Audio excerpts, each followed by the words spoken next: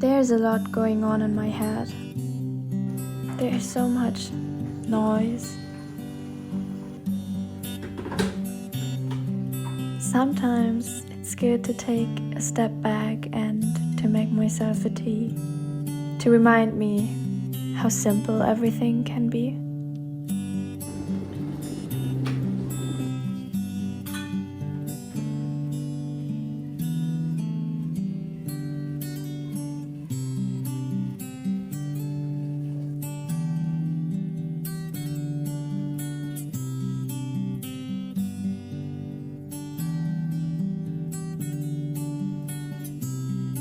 It's okay to not be on the phone, and it's okay to not be bombarded with social media.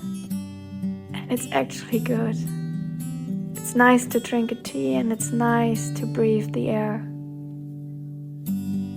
It's nice to stand barefoot on the grass. And when the sun comes out, it's even nicer.